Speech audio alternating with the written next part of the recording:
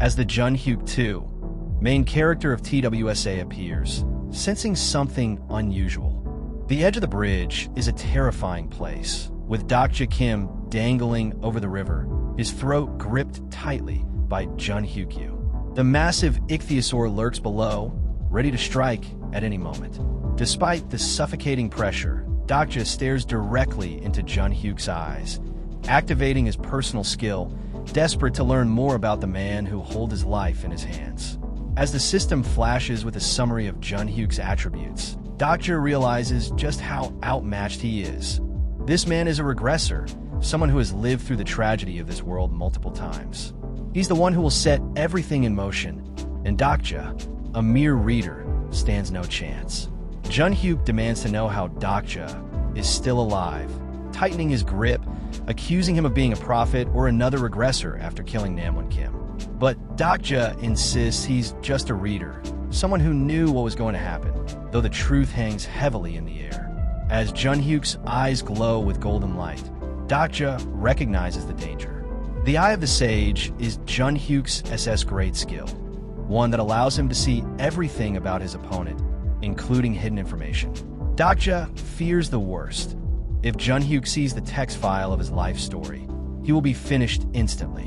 But then, something unexpected happens. As Junhyuk's gaze pierces through him, Dokja's personal skill, the Fourth Wall, activates, blocking the most powerful detection skill in existence. Junhyuk recoils in pain, unable to understand why he can no longer see Dokja's information. Dokja, now with a glimmer of hope, tries to seize the opportunity. As Junhyuk recovers, shifting from curiosity to wariness, Dokja presses the advantage, telling him they're running out of time to reach Ox's station.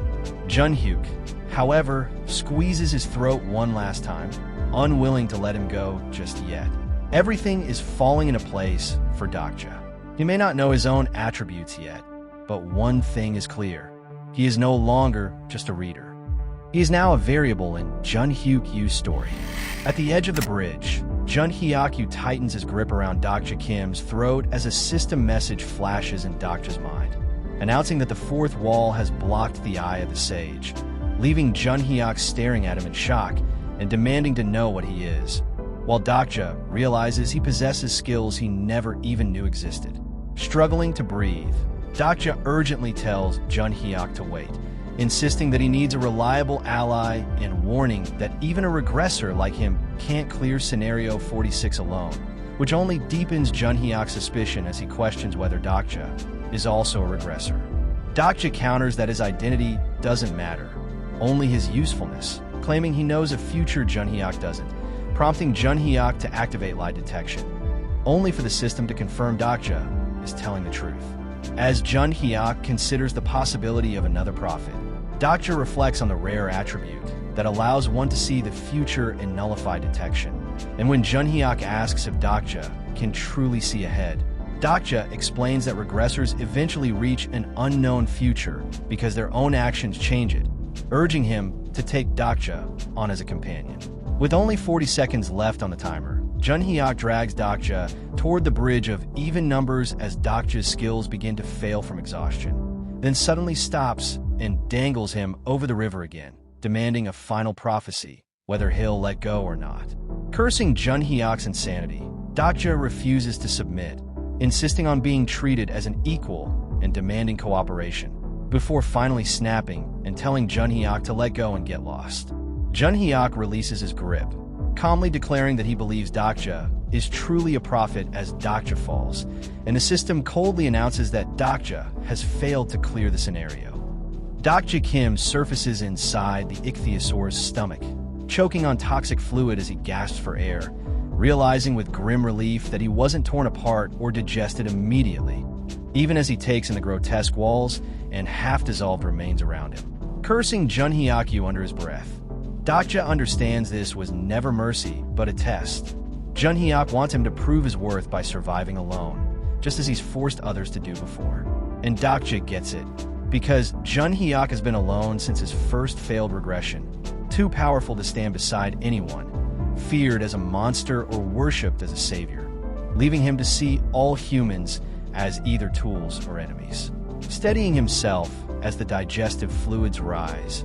Dokja calls out into the darkness, knowing the stream is still watching, and summons Baehyung by name, shocking the small horned Dakibi when he materializes in a crackle of static. Calmly, Dokja needles him about dwindling coin revenue, forcing Baehyung in a panic as system messages hint that the constellations are starting to notice something off about this human. Dokja lays it bare. The star stream is just a galactic broadcast. Constellations are subscribers, humans are actors, and Dakibi are nothing more than streamers packaging suffering into entertainment. Leaning closer, Dokja quietly proposes they talk off the record, and after a moment's hesitation, Baehyung cuts the feed, the live icon blinking out as silence falls. When Baehyung demands answers, Dokja ignores the question and instead offers temptation, asking if he doesn't want to become the Dakibi king, to surpass the massive channels and rule the starstream itself. As Baehyung freezes in disbelief, Dokja delivers his final line with absolute certainty. He'll make him the greatest streamer in existence. But first, they need to sign a contract. Inside the ichthyosaur's stomach, Baehyung bursts into hysterical laughter, calling Dokja insane and finally understanding why he rejected every constellation during sponsor selection, while Dokja calmly confirms that he never chose a sponsor at all. Though Baehyung insists he can't accept the offer because he's a Dakibi, not a constellation, Dokja clarifies that he isn't asking for sponsorship. He's proposing a stream contract instead. Stunned, Baehyung realizes Dokja wants to partner directly with a streamer, bypassing constellations entirely, and Dokja presses the point, arguing that constellations are fickle and short-tempered, but together they could create a story no one has ever seen, an incarnation surviving without a sponsor. Dokja explains that a stream contract allows the streamer and incarnation to share profits, something almost unheard of since most incarnations cling desperately to borrowed power. Then shocked Baehyung further by proposing a brutal ratio, 10-0, where Dokja keeps all scenario coins and Baehyung takes every donation. When Baehyung protests, Dokja counters with an even split, reminding him that powerful constellations like the Secret of Plotter and the Abyssal Black Flame Dragon are already watching. And as Baehyung checks the channel interface, the rising numbers silently confirm Dokja's potential. While Baehyung hesitates, Dokja opens the Dakibi shop, granted during negotiations, and quietly prepares to prove his worth, purchasing Hammer Seahorse's mucus and Stonehog's sharp thorns without explanation, ignoring Baehyung's skepticism. In the end, Baehyung snaps his fingers and closes the channel, declaring negotiations will continue only after Dokja clears the scenario. And as the live feed cuts off and the audience disappears, Dokja steels himself, knowing it's finally time to deal with the monster from the inside out. Trapped inside the dark, corrosive stomach of the ichthyosaur, Dokja Kim drifts in swirling gastric fluid, his battered body barely protected by a layer of translucent slime as exhaustion weighs down on him and a bitter thought crosses his mind, that he was never meant to be the main character, just an ordinary reader watching the story from afar. His hands tremble as he wonders if he ever truly had the right to survive this far, wishing it were all a dream. Yet the stench, the pain, and the relentless reality make escape from truth impossible. Leaning against the pulsing stomach wall, its heavy rhythm echoing like a heartbeat, Dokja forces himself to accept the madness of the situation, telling himself he'll be fine, because this monster has become his mother, a grotesque wound that shelters him, feeds him, and forces his evolution. 4 days pass in this living prison, marked by a glowing system timer, as Dokja carve high-grade monster flesh from the stomach walls using the Stonehog's sharp thorn, consuming it to grow stronger, while system notifications confirm his rising stamina, and even constellations begin to admire his sheer refusal to die. When the Dakibi Baehyung finally appears, hovering above the acidic depths, he stares in stunned disbelief, realizing Dokja has used Hammer Seahorse mucus to neutralize stomach acid and monster thorns to anchor himself, turning a sea commander into a grotesque survival shelter, driving channel engagement through the roof as constellations watch in awe. Rising to his feet at last, eyes sharpened with resolve, Dokja grips the thorn tightly and declares he stayed in this twisted womb long enough, beginning his climb toward the monster's throat, ready to force his own rebirth by killing the beast from the inside out. Dokja Kim emerges from the mangled remains of the ichthyosaur near Gumho Station, stepping into air choked with poisonous green gas while system warnings flare, forcing him to hurry as the effects of his protective gear begin to fade and he activates a lane monkey's lungs to keep breathing. Descending into the station's underground levels, he finds a crowded refuge split by tension and fear, survivors clustered into factions, with the weak pushed aside and bullied by those trying to seize power, just as always happens in apocalypse stories where kingdoms rise from ruin.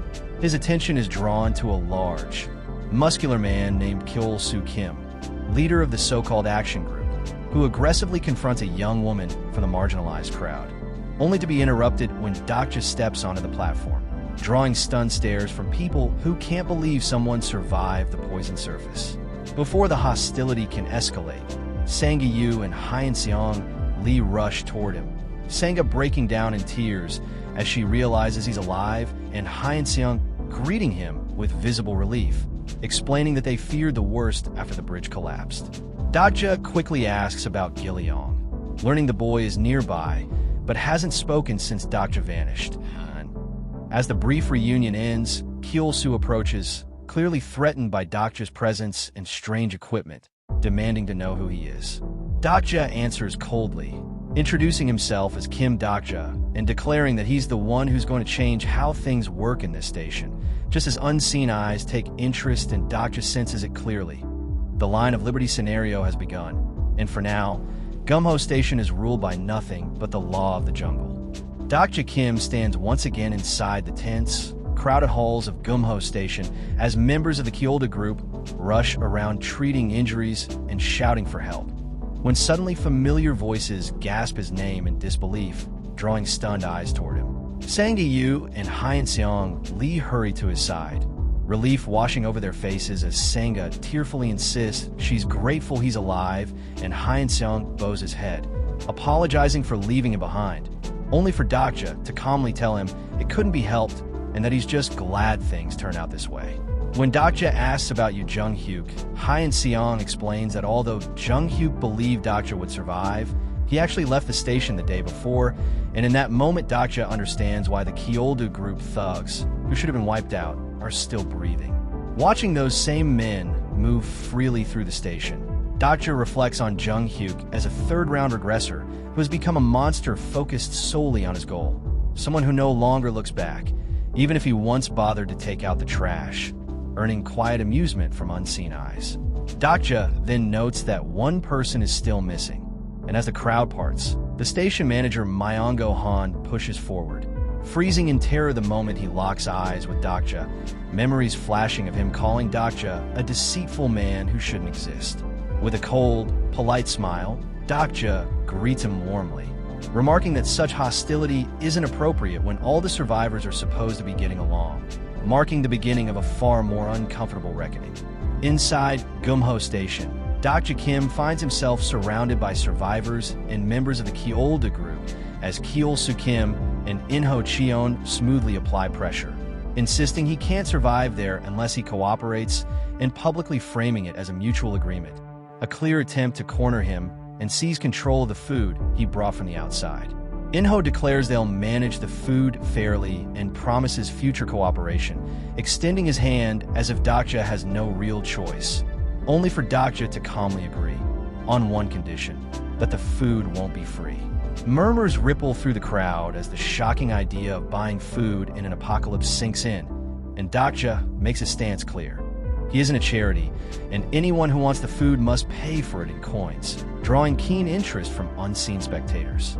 Just as tensions peak, a sharp ringing echoes through the station and blue system windows appear, announcing a new penalty clause, the hidden trap of the second scenario, revealing that starting at midnight, every survivor must pay a daily cost of survival of 100 coins or die, a punishment that will remain until the second main scenario is cleared.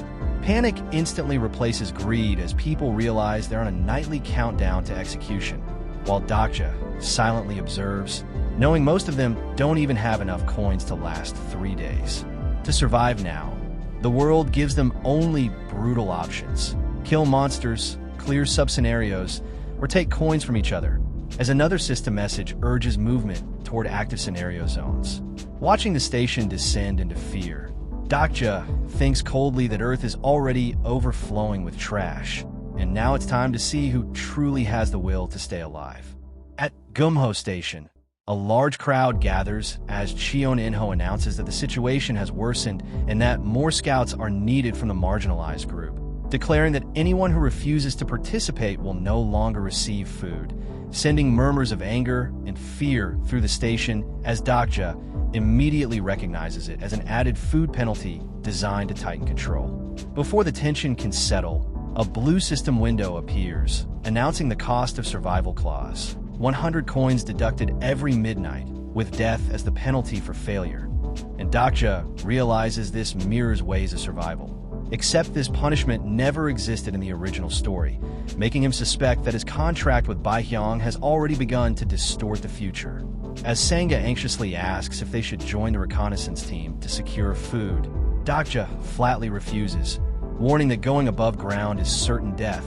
And when she points out they'll starve otherwise, he calmly explains that if the world has changed, then so must what they eat, declaring they'll hunt monsters instead, leaving Hyeon-seong stunned at the idea of fighting creatures roaming the subway tracks. As they prepare to leave, Dokja notices Cheon In-ho watching them with visible relief rather than resistance, and system notifications confirm his understanding of the man has deepened, making it clear that In-ho is glad to see a potential threat disappear. With that, Dokja leads his group, Sanga, Hyeon-seong, Jung Hee-won, and Gilleong Lee, into the dark subway tunnels, where Gilleong reveals his insect collector attribute and sends cockroaches ahead to scout, calmly reporting that the path is clear for the next 100 steps, just as a sharp chime rings out and a new sub-scenario arrives.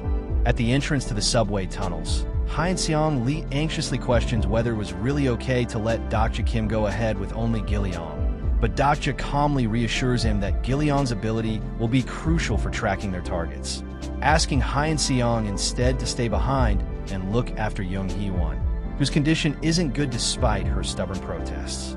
Deep inside the edge of darkness, where the tunnel swallows all light and the floor and ceiling blur together, Dokja reflects that this is the territory of ground rats, a place he could only navigate thanks to Gilleong's diverse communication without wasting precious coins. Suddenly, Gilleong stops and confronts him, accusing Dokja of deliberately allowing Sanga and Myongo Han to be taken earlier, revealing that he had been watching Dokja's expression the entire time, forcing Dokja to admit that lying would be pointless.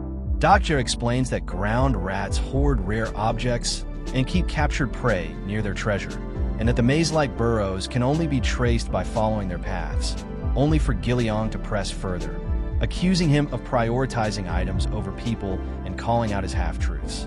Dokja admits he expected Han Myongo to be taken, but didn't anticipate Sanga being dragged in as well, asking quietly if Gilleong is disappointed in him, only for the boy to grab his sleeve and say no, insisting that Dokja couldn't be cruel because he saved him back in the subway, a simple trust that moves the watching constellations and earns Dokja more coins. Dokja realizes that despite Gilleong's maturity, he's still just a child in a world where cruel adults would exploit that, and as they draw closer to the nest and the tension tightens, Gilleong asks what Dokja really is, a god or the main character, only for Dokja to answer that he's not the protagonist, but someone who's always envied one, even though he knows things about this world. Gilleong then wonders aloud if they'll get a wish at the end of all this, like in stories, as Dokja reflects that people adapt to this world in different ways, some breaking, some clinging to blind hope. And as they hide behind rubble watching the Rat King's treasure hoard, a dark sentinel appears, the sub-scenario updates, and a single command echoes clearly in the darkness: kill the sentinel.